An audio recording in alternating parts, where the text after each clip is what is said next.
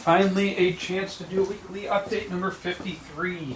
You know, if I actually did weekly updates every week, we'd actually be at about number 70, 75, somewhere around there. But either way, well, I'm outside today. Exactly 10 days ago, the kids were outside swimming in their kiddie pool. It was that warm, 75 degrees, beautiful. Fill up some nice hot water in their kiddie pool, and they were having a blast. And today it's snowing, which is kind of a downer, and it reminded me of a little bit of an issue. Kman just had his solar system installed. Let's give you a quick shot. I'm going to be doing a whole walkthrough about it soon, but and I'm still working on a locomotive, or the speeder here. But Kman has it's a 6 kilowatt solar system. Got a solar edge inverter, and I was watching today as the snow started falling because it was sunny this morning, and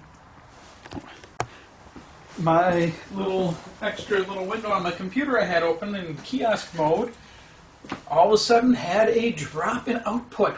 Who would have thunk it when it started snowing? This is really oh, Gene's gonna love this. This is a good packing snow. Yeah. So I thought, how the heck am I supposed to get the snow off the roof or off the panels?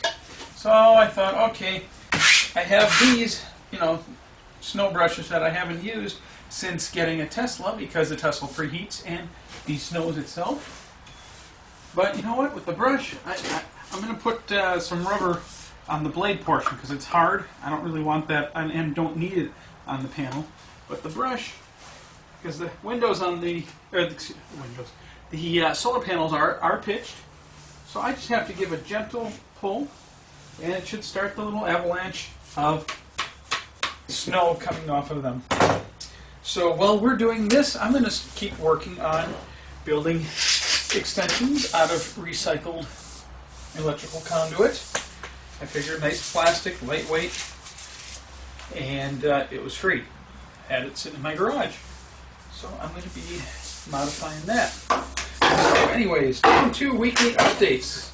The refreshed mobile app for Tesla is now out. I gotta go grab a saw real quick here.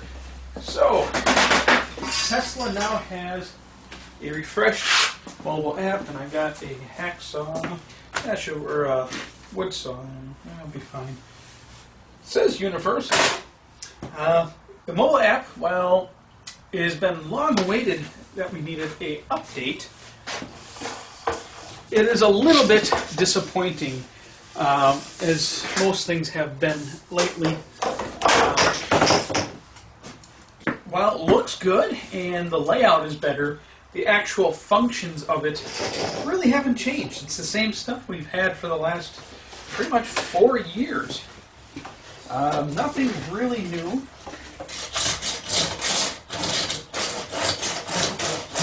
Which is why, for the most part, I'm sticking with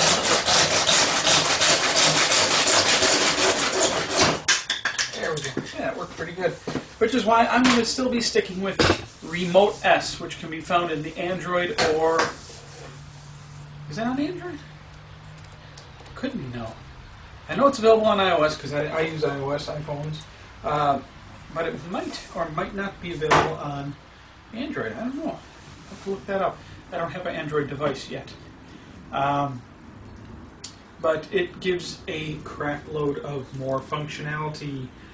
So while the new update hopefully will be getting more soon, I know Tesla's still saying, oh, we got big updates coming, firmwares for the cars. Hopefully it'll unlock some additional features once we get the new firmwares for the cars. Tesla's only logged about 550 self-driving miles in 2016. And most of those were to film the Tesla self-driving videos, which pulled it off. It did pretty darn good. And in that time, it was disengaged about 168 times. So that means driver intervention of some sort happened 168 times in that period. And it was all done in Model X's, not Model S. Go figure. And let's see. There's an update to that information that this was just what they did on public roads. This does not count what they did on private roads or test tracks or anything that wasn't in the general public. Now, while it's not very much what they did on public roads, you also have to remember that the fleet learning is still learning everything it can with autopilot, and they're incorporating all that. But I was hoping they'd have a little bit more by now. Keep an eye, keep watching. United Auto Workers Union trying to unionize Tesla again, and there seems to be a bickering match between them and Elon. President of Sales and Service says that they are working on a program to allow owners to service their own Teslas. Finally! Sooner the better. As I'm already getting close. I'm a little more than halfway to 50,000 right now. So I'm going to be having to either think about spending another 4,000 plus on an extended service agreement, or am I going to push my luck on this one? I can tell you right now, my first Model S, I would not have survived without the ESA. Thank God that car is gone. Do I miss it? Yeah. But 100 plus pages of service records with more than 5 items per page in less than 3 years is not a very good track record. While at the same time, I won't say this car has been flawless, but considering the amount of the difference in problems, we're still at about 1,000% increase in quality, or I should say 1,000% decrease in issues. If I cut that off, it might just fit in the end of the tube. I'm going to get my heat gun. That'll work great. Put some hooks on the outside of the garage. I can hang it up right on the outside, use it when I need. But yeah, being able to service my own vehicle would be awesome.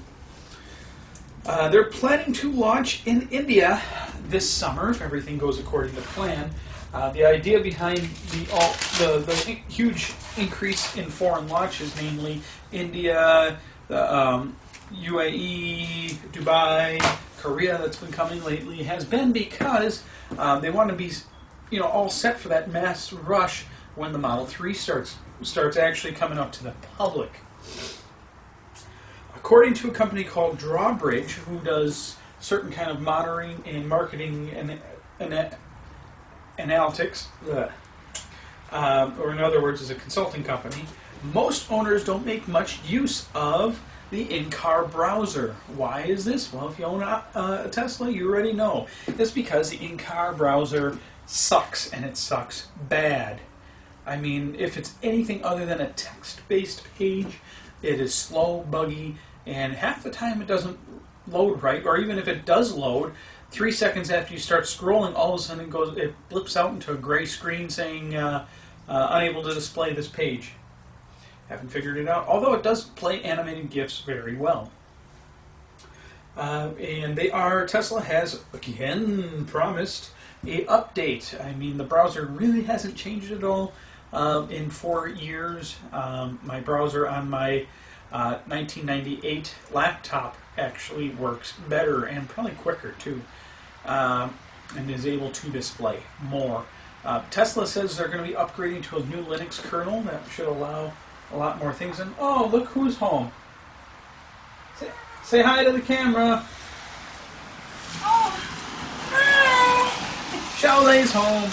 My beautiful bride. Nice weather. Nice weather. Great weather for walking. It's actually not too cold out today. Everything's melting. It's about 36, 37 degrees Fahrenheit.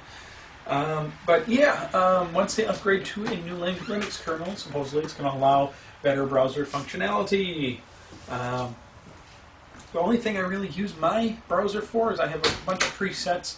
One is for, actually a couple presets for the weather.gov pages. for a few different locations I go to. All I have to do is hit the preset and it'll pop right up. No scrolling necessary. No insanely slow and leggy typing necessary. I have Google's front page loaded, which I really don't use very often because it's just so slow, but unfortunately sometimes when I do my road trips I'm in an area where Sprint doesn't have service but AT&T does, so I have to make use of what's available to me.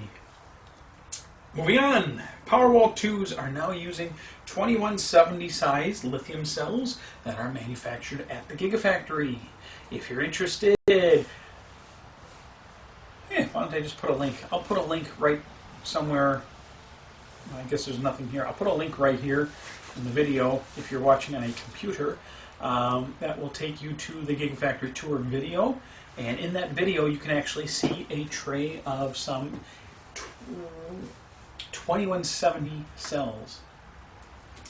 Gigafactory is hiring at a rate of 150 to 200 people per month. A person that was granted an overnight test drive, I believe it was in Calgary, Canada, in a P100D, royally smashed it up.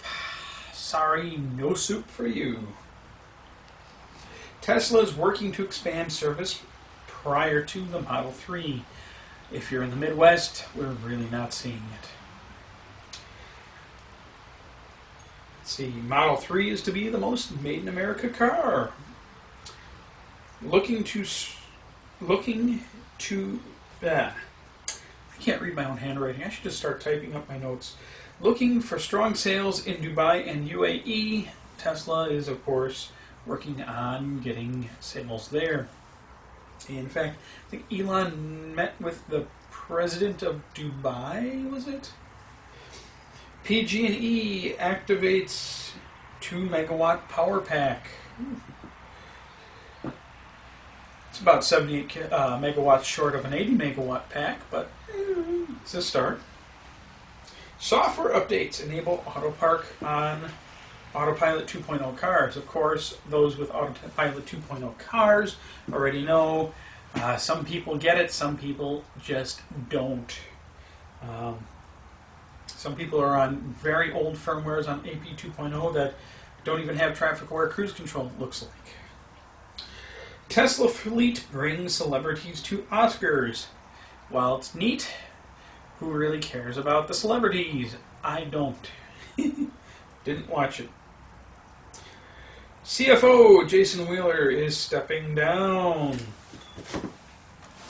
That's Chief Financial Officer. And that's it for the Tesla news. This was actually supposed to be for last Friday, so I'll put that up there. I went over a little bit. So another one coming hopefully this Friday or Saturday. And let's see what else. Other things coming up. Video coming with my new solar setup. We'll do a whole little tour. The company that did it did a beautiful job, and it works amazing, even considering right now there is about 2 inches of snow on the solar panels, and it's still generating like 400 watts. Not too shabby. Let's see what else we got. I have about 3 kilowatts of 18650 cells already analyzed and ready to go. What am I doing with them? A few different things. One, I'm building a gas can equivalent of an emergency charger for an electric vehicle. Next, after I do that, we will be building a Kman equivalent of a Powerwall. I see a few other people on YouTube building them, and I'm doing it different, a little more useful, I guess. It's not going to be connected up to my inverter or the grid at all. I mean, there's no way in heck my electrical inspector would allow that. So I'm going to be doing it Kman style, and a little more fun, I guess. Number 3, I'll be making it a battery pack for my teardrop travel trailer that we will be using on more Tesla electric road trips. Now, for those of you that have already subscribed, awesome. If you have not yet, please see the description box below for a link to Kman Energy channel. I have started a new channel for Kman Energy, and in that channel I will be shifting over energy-related things that are not Tesla or automotive-related as well to that channel. And I have the introduction on this channel. If you have not, please also subscribe to that channel. So I'll be kind of keep things separate.